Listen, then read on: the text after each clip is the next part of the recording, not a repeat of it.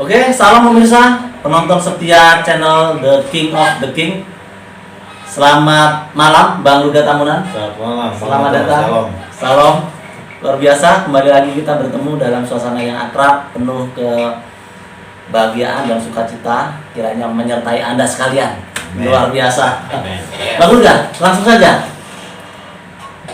Sekitar 2-3 hari yang lalu ya, atau 1 minggu ya, debat dengan Aristo. Iya. Ya, itu sempat heboh ya. Itu luar biasa sekali karena sempat dibahas di Geraha Mu'alaf ya. Iya, di Geraha Mu'alaf. Nah, jadi pakai channelnya Geraha Mu'alaf. Iya. Iya. Dan Bang Rudi Yohanes juga ikut mengomentari ya. Iya, mengomentari. Oke, Bang Rudi, silakan ditanggapi ini kesan-kesannya luar biasa. Sebenarnya untuk video yang itu saya mau sedikit bersaksi ya. Kesaksiannya adalah seperti ini. Sebenarnya sangat berat saya ingin mengadakan debat itu. Kenapa berat? Satu, kuota saya udah nggak ada. Habisan kuota. Terus saya malam itu saya harus bayar kontrakan saya. Saya harus bayar kontrakan saya. Nah, terus saya kan punya 2 handphone. 2 handphone. Yang satu rencana mau saya jual. Nah, pas saya jual pun nggak ada yang mau beli kan. Padahal malamnya saya harus debat kan. Maksud saya mau saya batalin aja gitu kan. Tapi ya itulah, pas saya mau jual handphone saya nggak ada yang beli. Aduh, gimana nih? Sementara besok malam saya harus beli kuota, harus membayar kontrakan saya juga, dan akhirnya disinilah baiknya Tuhan sama saya. Ya, di saat nggak ada beli, tiba-tiba ada tukang beca. Tukang beca, Pak, tolong beli handphone saya aja, saya bilang. Maksud saya tuh mau jual murah aja buat beli kuota sama bayar kontrakan saya sebagian yang kurang gitu kan. Dan akhirnya maksud saya hanya mau jual murah aja, yang penting berapa deh gitu kan. Saya mau jual 80.000, tiba-tiba dibilang begini, 200 deh, dibilang. Saya kaget. Di baru dalam hati saya, maksud saya mau kasih 80.000, tiba-tiba dari 200 deh. Oh, boleh Pak, saya bilang. Pas dibilang 200, 150 deh katanya gitu kan. Akhirnya jadilah handphone saya yang kecil itu 150.000. Dalam hati saya 100 buat kontrakan, 50.000 buat beli kuota, mengajar malamnya saya Aristo. Terima kasih Tuhan, sisanya saya makan kan. Luar biasa. Dan akhirnya apa yang terjadi? Dan akhirnya malam itu saya isi kuota, kan streamer kan cukup butuh kuota kan. Dan akhirnya puji Tuhan malam itu saya dengan si Aristo, saya merasakan sukacita. Sebelum saya berdebat, saya nyanyi dulu, saya main puji Tuhan. Aduh, hadirat Tuhan udah turun. Saya sampai nangis. Wah, saya bilang kalau hadirat Tuhan udah turun nih, ini saya kan sudah lama gak debat. Artinya debat di WA kan tidak terpublikasi lah kan. Tapi kalau ini kan debat di YouTube, live lagi kan. Bayangin, live saya terakhir itu 2016, sampai sekarang udah berapa tahun itu saya nggak pernah live di YouTube kan. Dan akhirnya jadi banyak ilmu-ilmu yang ilmu-ilmu yang belum saya keluarkan, saya belum keluarkan. Jadi banyak orang yang mengejek saya, lu nggak bisa debat, lu nggak bisa debat. Bahkan teman-teman gereja saya juga bilang saya nggak bisa debat, lu kalah lu asal mau minta. Tapi saya nggak pernah merasa kalah. Dalam hati saya gimana gitu loh untuk mengungkapkan ini. Dan malam itu saya buktikan, malam itu saya bilang bahwa Yesus adalah Raja. Yesus tidak pernah mengaku nabi, dan Yesus berasal, saya kan tanya sama dia, Yesus itu berasal dari mana? Suku mana? Tidak ada tertulis di Al-Quran kalau Yesus suku Yehuda.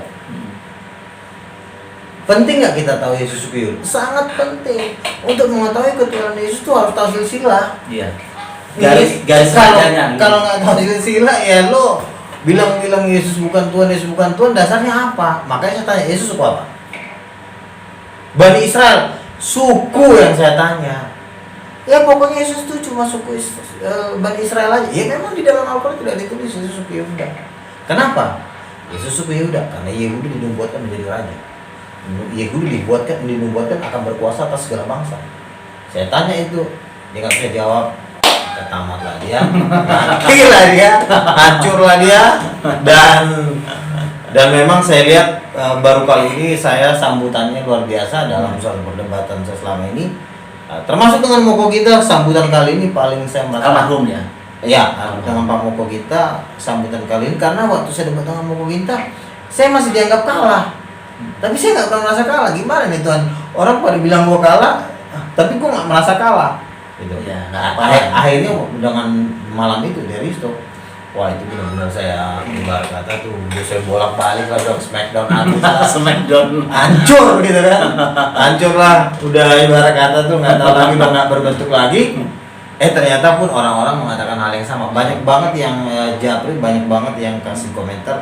Memang itu penampilan saya semasa saya debat, penampilan terbaik saya malam itu. Walaupun Aristo bukan seorang ulama besar, tapi memang Tuhan izinkan saya dengan kesaksiannya pun kan luar biasa. Malamnya saya mau debat, kuota saya udah habis. Loh, nggak mungkin saya batal, sementara saya dengan Aristo sudah 2 kali batal. Kalau 3 kali batal kan sangat malu saya kan. Iya. Kuota saya nggak ada.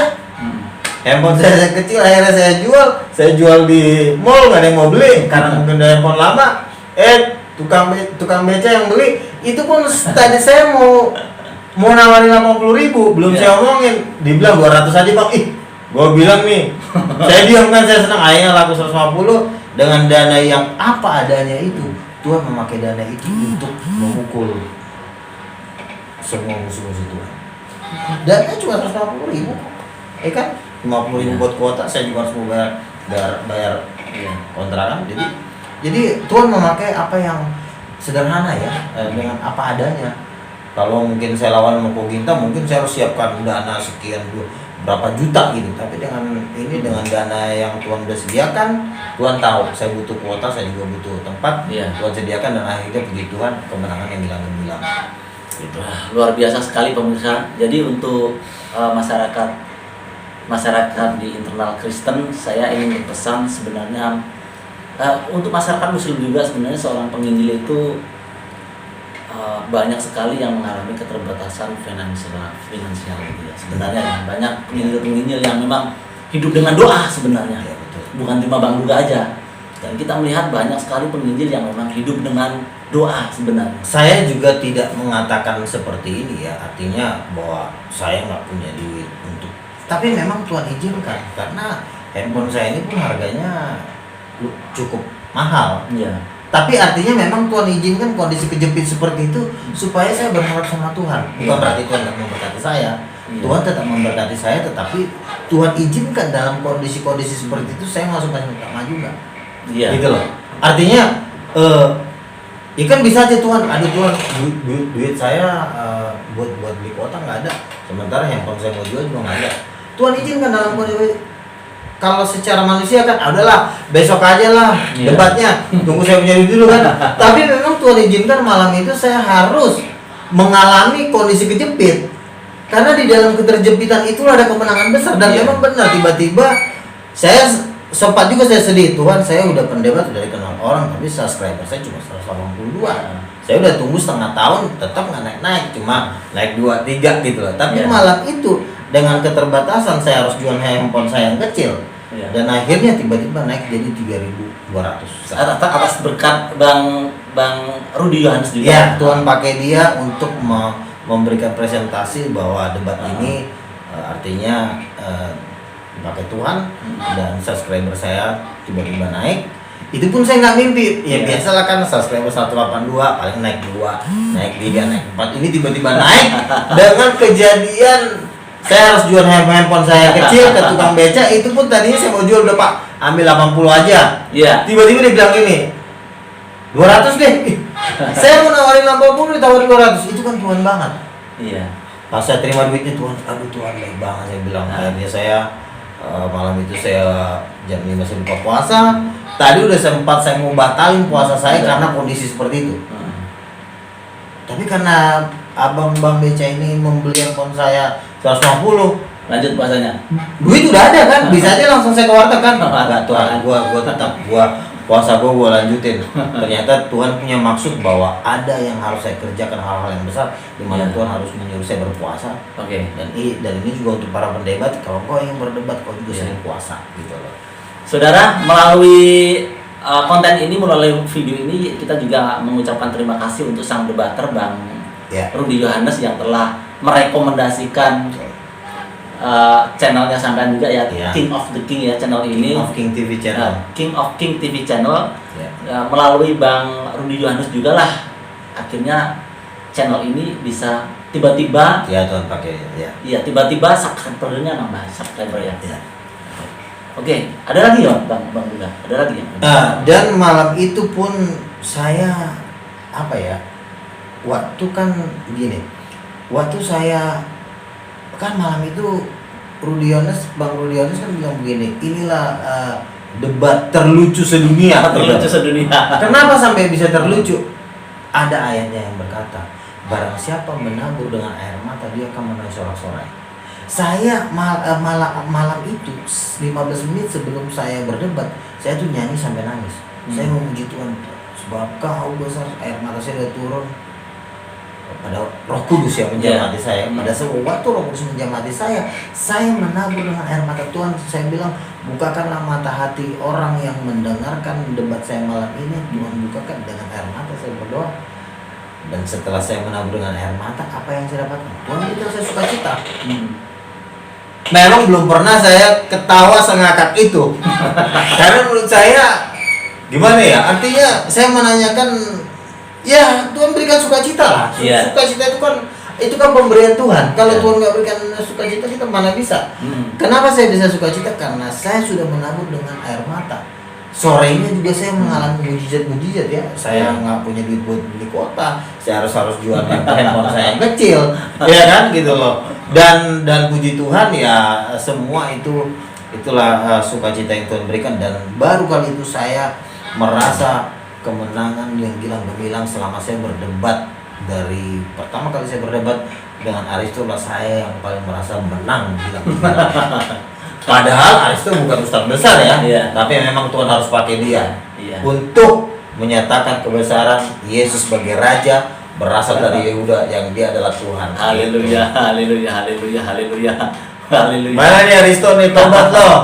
Saya juga bilang sama dia, udah lalu balik aja ke Tuhan. Terus ngapain sih? Saya mau ngajak dia nyanyi lagu rohani waktu itu kan, dia kan pasti masih hafal itu kan? Masih hafal lah. Masih kangen lah, yang bilang masih kangen. Dan ya udah, hanya bilang Yesus ada keselamatan, ya kan? Iya.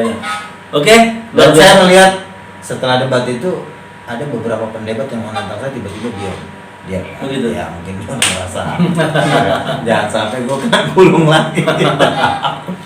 Gitu. Iya, luar biasa.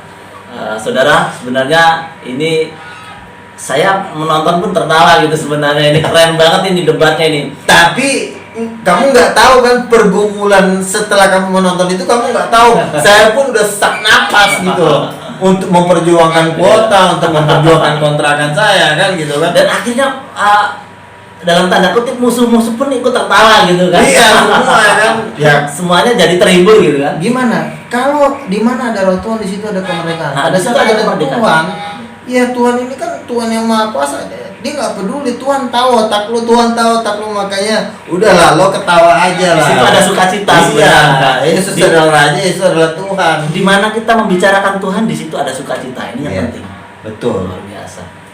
Dan sampai ada ya yang satu komentar di YouTube dibilang gini, Bang, apa di YouTube kan bilang, Bang, ketawa lo itu benar-benar menggetarkan, membuat orang musuh tunggang langgang. Ketawa lo itu loh Bang, gue bilang ketawa gue apa sih, ketawa gue gitu.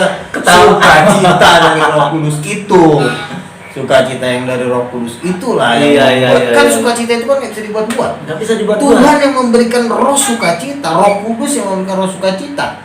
Itu kan seperti cahaya yang menyinari kegelapan. Nah kalau di dalam diri kita kegelapan, maka yang keluar juga akan kegelapan. Tapi saya memang merasakan sukacita, saya harus menabur dengan air mata. Saya pun hampir batal puasa saya karena saking kejepit. Aduh Tuhan, tapi tetap saya berjuang. Di mana ada perjuangan yang sungguh-sungguh pasti akan menghasilkan kemenangan yang besar. Haleluya, luar biasa. Iya. Oke pemirsa, demikian bincang-bincang kita sejenak tentang review debat kemarin dengan Bang Aristo ya. Luar biasa. Ya ini hiburan, mendidik dan cukup menghibur ya. Dan tontonan yang layak ditonton. Sampai Rudy Yohanes ya. Hmm. Kan dia bilang inilah debat terlucu sedunia. Dia malah mau bikin konten-konten lawak sekarang. Oh gitu ya. Konten lawak sama itu, Iya. sama debat itu. Bukan, dia pokoknya bikin konten lawak nih. Oh, gitu. Ini nyanyi transgresi dari asli. Kenapa dia Bang Rudi sudah mulai melawak? Kenapa? Karena kita sesama Kristen udah bersatu, udah ada kemenangan. Kalau udah ada kemenangan kan ya udahlah kita pesta lah. Mau melawak kek, mau bikin jungkir balik Iya. udah gitu. Oke. Luar biasa pemirsa, demikian bincang-bincang kita sejenak. Terima kasih Bang Luga. Oke, terima kasih. Luar biasa. God bless untuk Anda sekalian. Luar biasa, haleluya. Terima kasih.